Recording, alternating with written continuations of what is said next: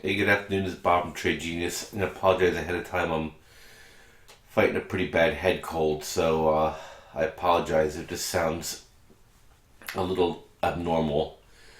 But I wanted to show you some charts that just basically fly in the face of what we've been told is happening in the market. Is that we've been told the great reflation trade is on, that Trump is going to herald in a new booming economy. And the charts are telling me something totally different. And if you look at this, I just see deflation. Look at the Brazil chart here, and it's about ready to break down. Look at the steel chart. That doesn't look bullish to me. Look at the Japanese chart. Coming off its low. Bond chart coming off its low. Here is the great reflation instrument of all times. Got absolutely crushed. And SPY is trucking along, but I think it topped last week with the yen bottoming. And if you let me get the MACD off. I was looking at something on that. I don't normally use it, but I was looking at a divergence. Is that this is just, in my view, a get the hell out of Dodge rally, and it has suckered people in with what they always do: just lie, lie, lie, lie, lie, lie, lie, lie. And I think the world's in big trouble. It's beyond a wall of worry here. United States are trying to delegitimize a presidential election. The progressives are. The progressives have allowed an invasion in Europe of people who hate everything they believe in, which is a head scratcher in and of itself.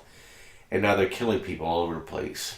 The Middle East is a mess, and the Russian ambassador to Turkey, and Turkey's a mess, just got assassinated. And China is on the verge of collapse themselves. That doesn't look like reflation and good times are here again. And then you got the Japanese, who have just been devaluing their currency to try to get an edge, in the trade environment.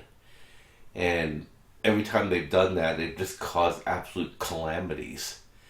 And so, my view is that there might be some pain here for those who are thinking into 2017. But in my view, make no mistakes, this whole we're going to be shooting up higher theme's going to end as soon as people can get their books closed for 2016.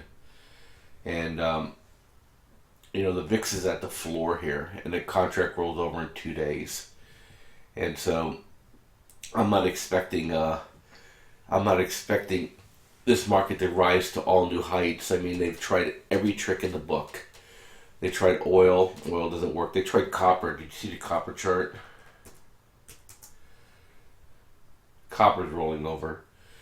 They tried oil. They tried copper. They tried steel. They've tried volatility.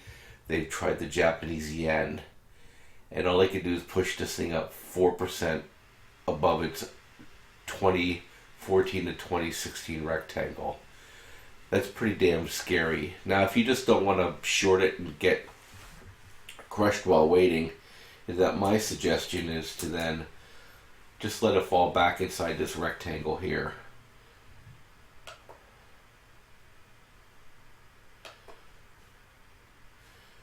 Let me zoom out a little bit more. I mean, this is the market. Gone nowhere. 2 years. And after an 8-year run, and people are trying to tell them this is the consolidation after $58 trillion of additional debt onto a world economy. and that they pushed a zero bound on interest rates. And my view is going to go the other way. If it falls back within this 220 area, typically these trading ranges like to reverse and come back down. Then we'll test the low of this range, and then we'll see where it goes from there. But I'm not hopeful. So we bought TWM today, and I'm already long VIX contract futures.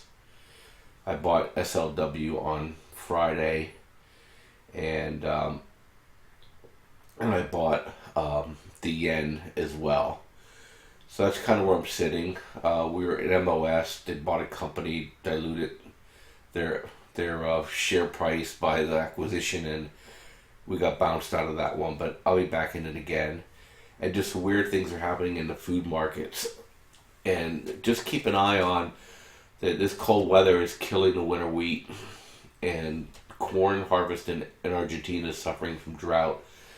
So once we get some volume back in the market again, watch for those to gain some traction long. And right now the farmers are pretty much not even worth it from to put the crops in the ground because of the prices where they're sitting right now. So I'm expecting acreage to come out. And as you know, oil is just going crazy. And the only thing that was I expected, I think it's still going to happen, is I think UNGC hit its VWAP here on the weekly and consolidating down. I'm looking for it to fill some of these gaps for its next move higher. And we'll just have to see. But I'm covered calls on UNG. My average price now is $7.90 on the underlying, and that's assuming I make it all the way through to Friday. And so I'm expecting at least pull back to low 8s, and if we get into high 7s, then I'll add to my position. So, but anyway, that's where I'm at. So we'll just see how these next couple days play out, and the world's getting dangerous, and I think, people will get risk averse pretty fast. So be careful. You're at the top of the trading range. You're not at the bottom here. And things could turn off really fast. So be careful. It's Bob for Trade Genius. I'll catch you tomorrow, hopefully with a better voice. Thanks. Bye-bye.